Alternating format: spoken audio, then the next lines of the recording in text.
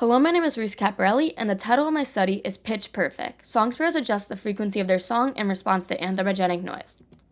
Over the past 5 decades, North American bird populations have declined by 29% due to factors such as urbanization and the growth of the human population. With this increase in urbanization comes an increase in anthropogenic noise. Anthropogenic noise can mask acoustic communication in birds, and because birdsong is essential for mate attractions, reproduction, and territorial defense behaviors, masking can result in decreased reproductive success and delayed territorial defense behaviors. Previous studies have found that birds can adjust their song to avoid interference by anthropogenic noise. Specifically, birds can adjust the frequency and length of their song. Previous studies that have investigated song sparrow frequency adjustment have found conflicting results, in that Wood and Yazarnik 2006 found that song sparrows increase the minimum frequency of their song when exposed to louder levels of traffic noise, but maintain the maximum frequency of their song, while McKinley 2023 found that song sparrows maintain the minimum frequency of their song, but increase the maximum frequency of their song. Therefore, song sparrow frequency adjustment to anthropogenic noise is debated, and more research is necessary to better understand how these birds are adjusting their song. Additionally, in regards to strophe length, Lenski and Law 2014 found that white-throated sparrows increase the length of strophes in windy conditions and decrease the length of their strophes when spring peeper frogs chorused. Therefore, research has failed to investigate alterations in strophe length as a response to traffic noise, as this study investigated natural noise, and no study has yet to investigate strophe length alterations in other avian species such as song sparrows. Therefore, the purpose of the study was twofold: to determine how song sparrows adjust the frequency of their song, and to assess the effect that traffic noise has on strophe length in song sparrow song. It was hypothesized that song sparrows in areas with louder traffic noise shift the minimum frequency of their strophes upward, thereby decreasing their frequency bandwidth, and sing shorter song strophes due to fatigue from adjusting frequency. Data was collected at 6 study sites located at varying distances from roads to create a noise gradient.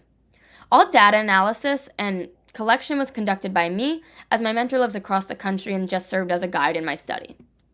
I used a Mic WI Shotgun 2 microphone to record birdsong in the field, and I used a Twisted Wave recorder app to collect my recordings, and the SPL NN FFT noise meter app to collect background sound pressure level measurements. So the minimum and maximum SPL were taken over a 3-minute interval and then averaged out. And I used the Merlin Bird ID app to confirm bird species at the time of recording. Additionally, to bolster my sample sizes, I utilized AudioMoth field microphones, and these were left in the field at 2 of my study sites and programmed to record during the dawn chorus between 6 and 8 a.m. So these were put in Ziploc bags with tampons to avoid water damage and were duct taped to trees for 1 week.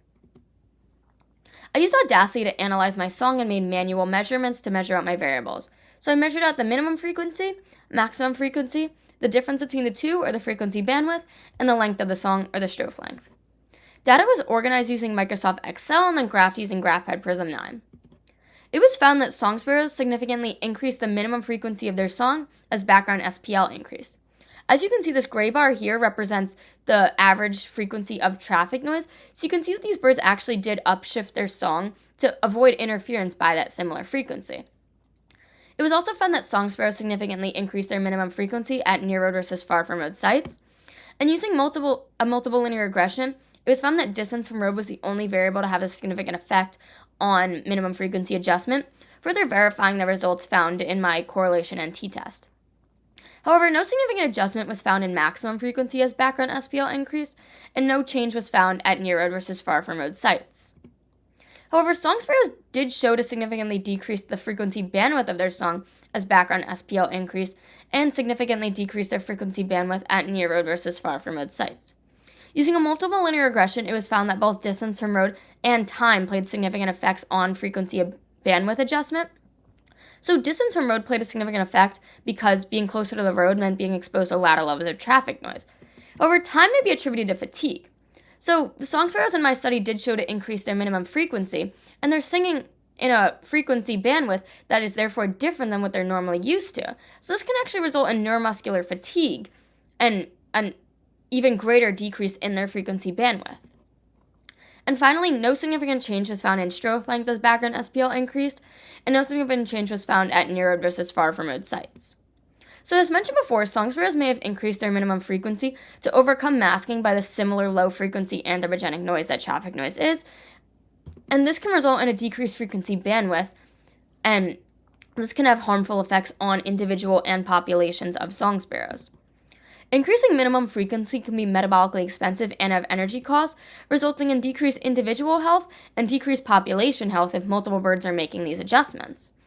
Additionally, females in previous studies have shown to be less attracted to birds that sing with decreased frequency bandwidths, meaning that these females are less likely to mate and reproduce with these males that adjust their song, and this can result in decreased reproductive success and decreased population sizes over time.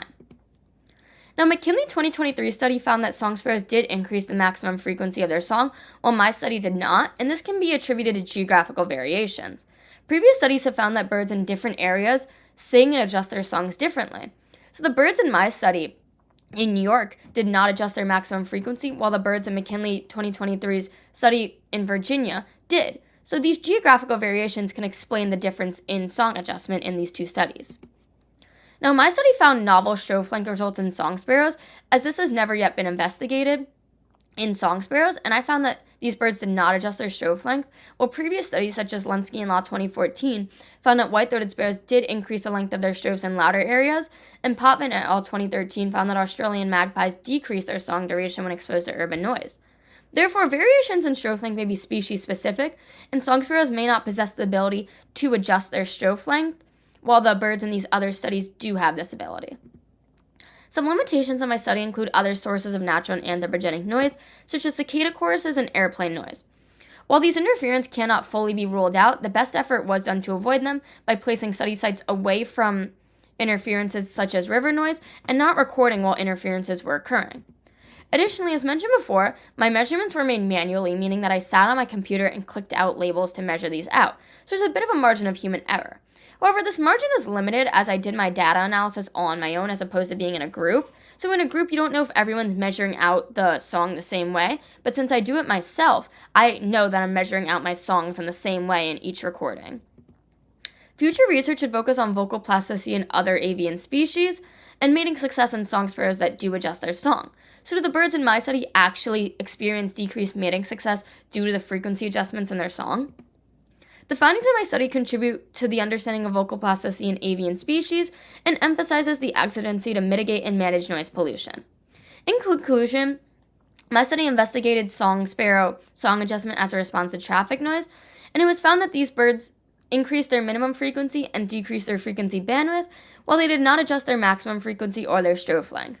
Vocalization adjustments can allow avian species to overcome masking by anthropogenic noise, but frequency adjustments can have a cost on song sparrow energy consumption, health, and mating behaviors.